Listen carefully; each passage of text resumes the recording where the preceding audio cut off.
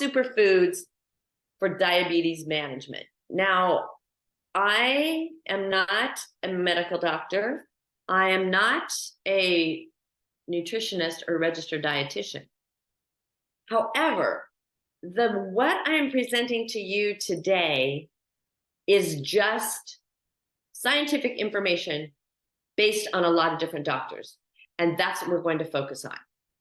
So when I taught a plant-based living class at Sacramento State University, taught it for 3 or 4 semesters, and this was prior to the shutdown. So the class was geared towards people 60 and older. Every single semester, I had at least 100 people in my class. And that just shows you that you can teach an old dog new tricks, so to speak. It just shows you the level of dedication that these people had to change their health. And a lot of them had diabetes.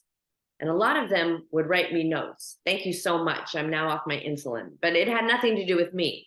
It had to do with the doctors I quote, the doctors I brought into the class. I can't do that now. They're probably not awake at this time, but they wouldn't want to come into my daughter's house. So I'm going to take that information from the doctors and I'm going to give it to you. So I'm just the cheerleader. I'm just the disseminator. Like Arnold Schwarzenegger, Terminator. I'm the disseminator. I just provide the information from all the research that I do, just so that we can learn about top superfoods for diabetes management. So what are our objectives for today? Our objectives, did it skip the slide? Whoops, there we go. Our objectives. We are going to talk right here, see where it says doctors? That's what we are going to talk about. We are going to talk about what doctors recommend as the superfoods to manage diabetes. And I'm going to quote from Dr. Michael Greger, who wrote, well, his new book is coming out, How Not to Age. I hope we can do a whole series on that book. I'm going to propose it to get set up. We'll see what they say. But he also has the book, How Not to Die and How Not to Diet. And one is a cookbook. And it seems like that's what a lot of doctors are doing. They'll write a book and then 2 months later they come out with a cookbook. It's like, why don't you put them all together? Okay, but whatever. Anyway, I guess money. But Dr. Greger, what's nice about all his books, he donates it all to scientific research. Dr. Will Bulsiewicz, that's someone else I'm going to quote. He wrote the book Fiber Fuel, and I'm going to read some pages from that. Dr. Neil Bernard. Dr. Neil Bernard wrote the book Preventing and Reversing Diabetes. Don't worry if you don't get all these names. They're going to be in the class notes. Of course, you're welcome to write them down, but they will be in the class notes. Dr. John McDougall, another doctor actually in California, Santa Rosa, California. He has a great health clinic, and you can go to his website, which you'll get in the notes, Dr. John McDougall, and you'll see all the testimonials of people who were able to get off their insulin because they followed Dr. John McDougall. Right, so who's the first one? Oh, first of all, most important, not most important. This just happened. I love when these things happen. I was getting some things for my daughter at the health food store, and I came across one of these magazines. It's called Good Health. And I was looking at it last night, not even looking for anything specific. And look what I found. Is your diet paving the way to diabetes? So I didn't have time to make a slide, so I'm just going to read it. It says, when it comes to type 2 diabetes, what you eat really does matter. A new study shows why. In 2018, a staggering 7 out of 10. That's a lot. That's a majority. Remember that as I finish this article. Staggering 7 out of 10 type 2 diabetes cases were directly related to unhealthy food choices. Type 2 diabetes is a lifestyle issue. That's what it is. You can ask any of the doctors that I mentioned. A lifestyle issue. Of the poor dietary habits studied by the team at Tufts University, Tufts, not Tuff, but Tufts University. So this wasn't studied in somebody's backyard. This was studied at Tufts University. 2 stood out as major contributors to the disease. Eating too much processed meat, eating too much processed food. Yep, hence that picture. Cutting out the processed food. You know, I'm plant-based, I'm vegan, but I'm not telling you you have to go that way. But even if you follow keto or paleo or plant-based, of course, I recommend plant-based, they all say cut out the processed food. That's the number one thing. It combines too many chemicals, too much fat, too much sugar. Cut that out and you're way ahead of the game. But since these detrimental foods make up many of today's meals, it's little wonder that diagnosis rates are expected to continue to rise. That's why it's more important than ever to bypass refined carbohydrates and processed meats in favor of non-starchy vegetables, nuts, seeds, and healthy food. That's what you want as much as possible. Now, when I say I'm Whole Foods plant-based, that doesn't mean I only shop at Whole Foods. I hardly ever go to Whole Foods. You can buy these things wherever you shop. So Dr. McDougall, John McDougall, when he talks about diabetes, and you go into his program, and his program is online, and his program is in person. He says consumption of meat, dairy, and oils not only causes uncontrollable, but also paralyzes the activity of our own body's insulin. Okay, that's huge, everybody. That's really huge. So I'm gonna change this to there. Causing your sugar to rise. Underlying malfunctions in your metabolism are corrected by replacing unpalatable fats and oils, also known as grease, like healthy carbohydrates you already love, but may be afraid to eat, like rice, corn, and potatoes. That's the key. He's written quite a few great books on being a starchivore or the starch-based diet. He also quotes a study, and this study is big, and again, it's in your notes. Don't worry if you don't remember it today. It's by Dr. Walter Kempner. Dr. Walter Kempner in the 40s, he started curing diabetes in his clinic with his patients coming to him, and he fed them a diet of white rice and fruit.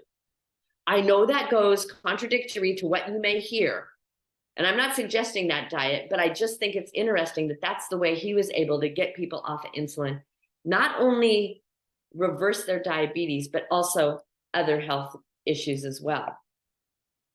The next one that we're going to talk about is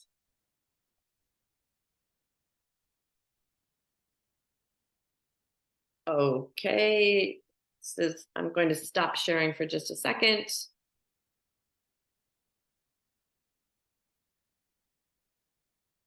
Does anybody have any questions so far about what Dr. McDougall suggests? Let me see something in the chat. Oh, okay, good. So the next one that we're going to talk about, I'll share my screen again. And seems like it's jumping around.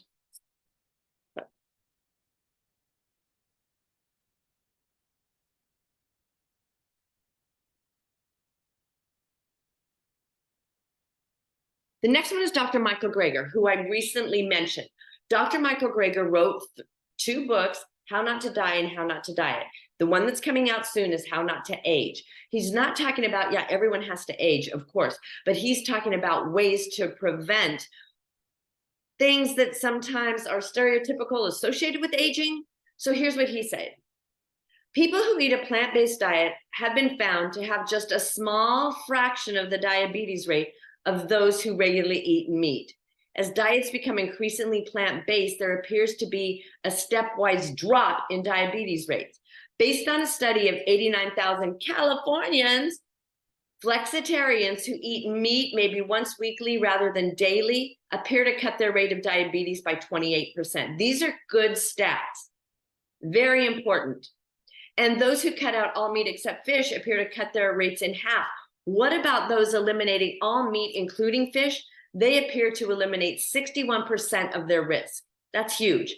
And those who go a step farther and drop eggs and dairy too, they may drop their diabetes rates 78% compared with people who eat meat on a daily basis. So we're not just talking about the superfoods to add, but we're also talking about foods to eliminate.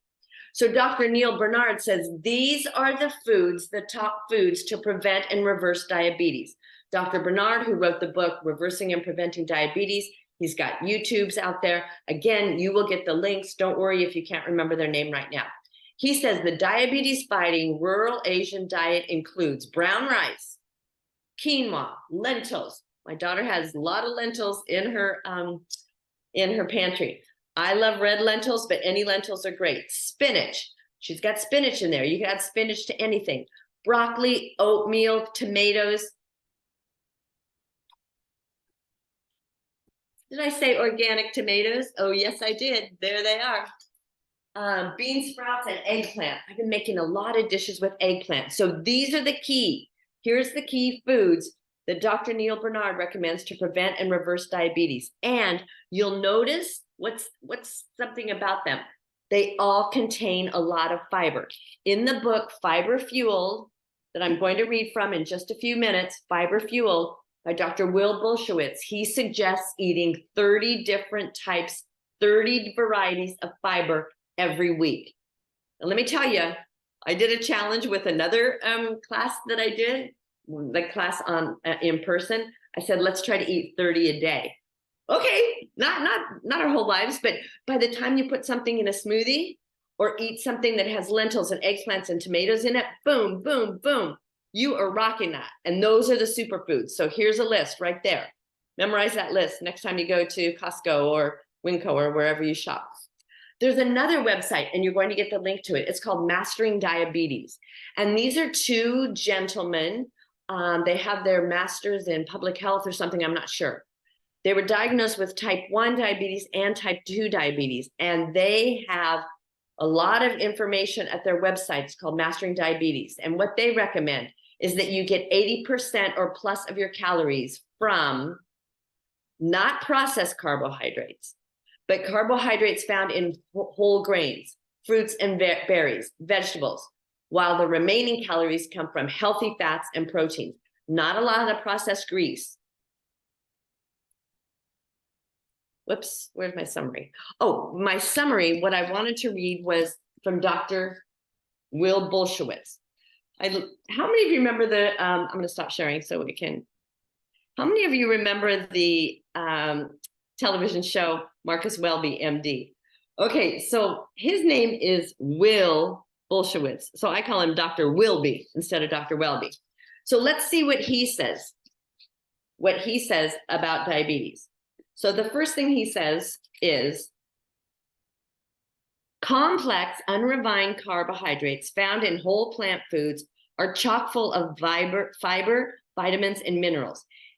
In contrast to that, vicious cycle above complex carbs actually lower blood sugar, even prevent diabetes, and decrease weight and body mass. The point is that we shouldn't make assumptions about our food based on macro or micronutrients. We need to look at the whole foods and nothing but the foods. The fear surrounding carbs is appropriately placed with the refined carbs. Where people say, oh, I avoid carbs, I avoid carbs. You should avoid the refined carbs in processed food.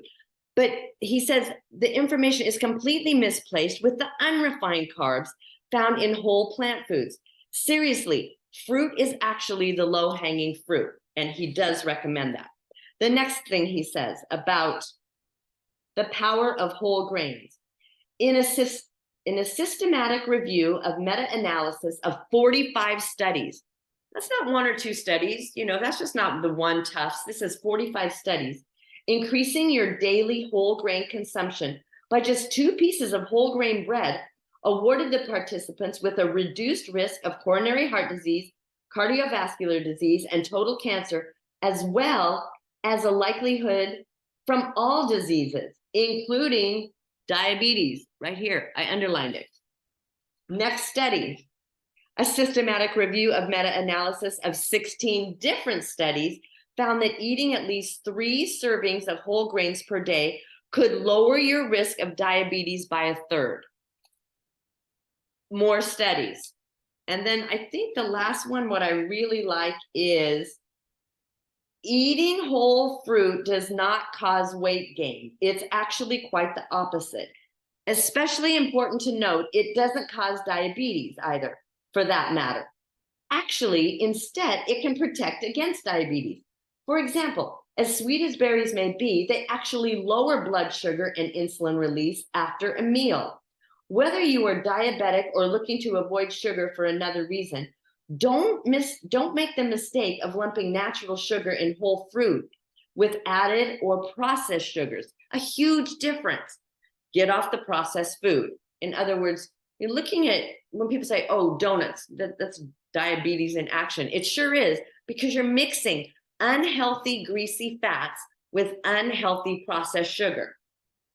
And you can't count a jelly donut. That doesn't count as fruit. So you absolutely should be eating fruit. It can help you lose weight and control your diabetes. There you go. So that's what we learned about eating healthy foods. So what are the superfoods? You remember those from the Dr. Bernard slide? Quinoa, lentils, brown rice. What does Fiber Fuel say? Eat the whole grain. Eat the unrefined carbohydrates. Eliminate processed